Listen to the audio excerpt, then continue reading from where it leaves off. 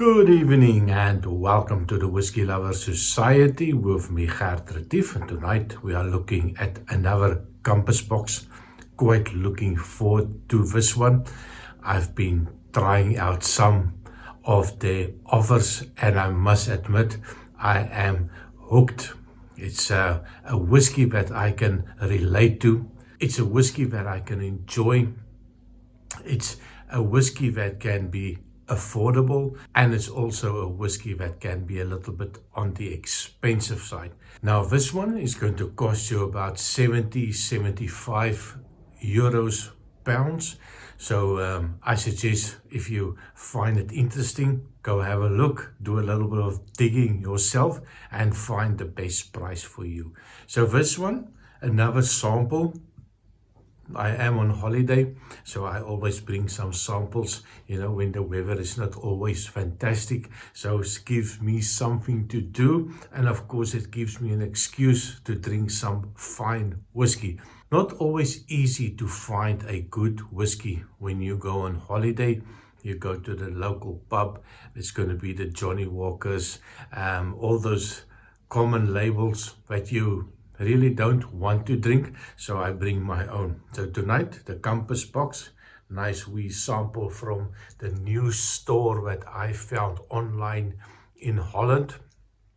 Absolutely fantastic place. A couple of people have asked me, where do you find it? Well, for the people that can pause the video, I can give you a little hint. Send a message to them, the prices are really good. So the Compass Box Hedonism, 43% ABV, natural color, non-chill filtered, and it is a blended grain whiskey. So this is not going to be a long video. Tonight it's all about the nosing and tasting, not a history. They do give you fantastic information, and I'll put a little bit of a screenshot somewhere so that you can also follow along. What is nice of Compass Box, there is a lot of transparency. They tell you where the whiskey comes from, the percentages of the blend of whiskey that they give you. It takes the guesswork out, and of course it makes life so much easier for a whiskey reviewer, because we can tell you the exact amount of whiskey that is in here. No digging, no looking at secondary websites, masters of malt, to see if you can find the exact information. So in this whiskey, it is the 2022A edition. We have the Cameron Bridge Distillery, first full bourbon barrel, single grain at 6.2%. That will give you a little bit of a vanilla, honey and toffee. From the same distillery, we have the Recharged American Oak Hogsheads, single grain, 5.6% of the blend. Will give you a little bit of a oak spice, vanilla and creaminess. Then they also have, from the same distillery, they have the first full bourbon barrel single grain, gives you at 27%, so a big chunk of it. I give you a little bit of a vanilla, nutmeg and a toffee note. Then they also have from the Port Dundas Distillery, probably pronouncing it incorrectly, which will give you 22.1% of a Recharged American Hogshead. Single grain gives you a little bit of caramel, cinnamon and a cheesecake. Sounds delicious.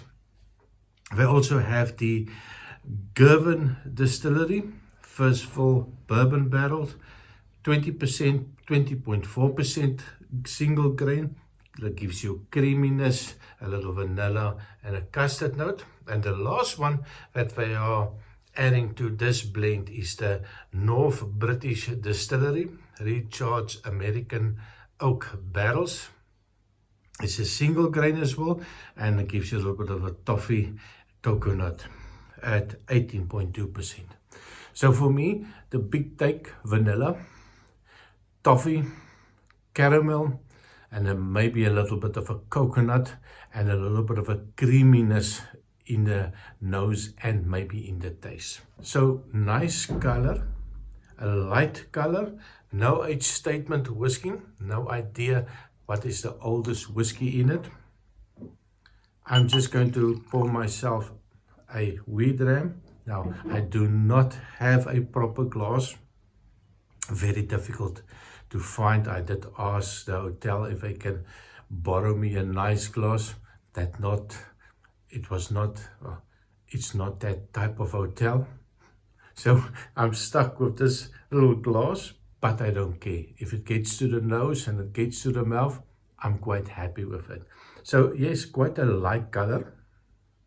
It is natural color, non-chill filtered, even at 43%, they say non-chill filtered.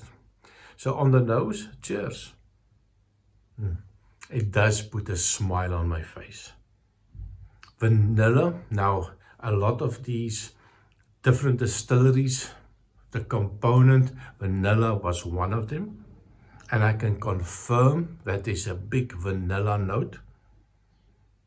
I also get that toffee note. I'm not getting coconut though. It's quite sweet on the nose. It's a little bit like a furniture polish note. There's a little perfumey note. It reminds me a little bit of the Baines whiskey, the South African single grain Baines whiskey. So I get that little bourbony note, a little bit of a butterscotchy note. So it's pleasant, it's light, not a lot of fruity components, definitely not, I don't get the coconut, but it's pleasant. I do like it. A little bit more on the toffee. It does get a little bit sweeter and perfumey. So definitely not a complex one. Don't expect to go back every 2-3 minutes and find an additional note, but nice. So on the taste, cheers.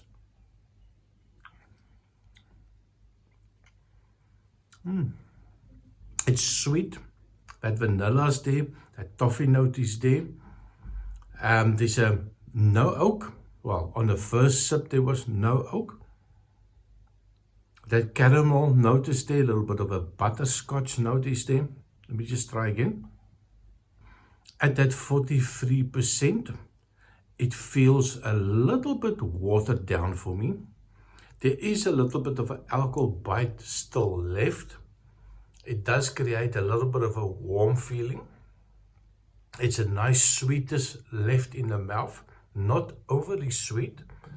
There's a little spiciness. There's a little bit of a dried fruit note coming through as well. Let me just make sure. I do like it.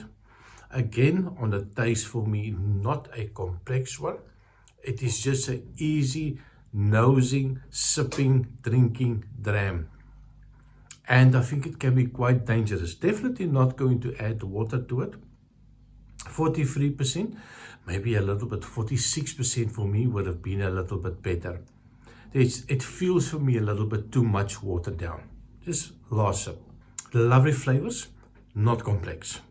So sweetness is there, the vanillas are there, a little maybe toffee, caramel on the taste as well. A little bit less of that bourbony note that I would have expected. On the nose, it was more bourbon for me, but on the taste, less bourbon, but sweet, unsweet, not a overly sugar sweet one, just a lovely light sweetness, and something that I would definitely buy and put on the shelf. Maybe not the top shelf, maybe midway or maybe the bottom shelf. But I know there's a lot of people that will enjoy it, especially the new whiskey drinkers that are just sliding into whiskey and they want something that is just mellow and mild and drinkable. On ice cream, on some vanilla ice cream, ooh, this is going to be dangerous. Anyway, that's me on another Compass Box. I will also put a link somewhere that you can go have a look at, especially the Compass Box Orchard House. That for me is a fantastic one. So thank you very much for watching. Please remember to like and subscribe, and I see you next time. Cheers.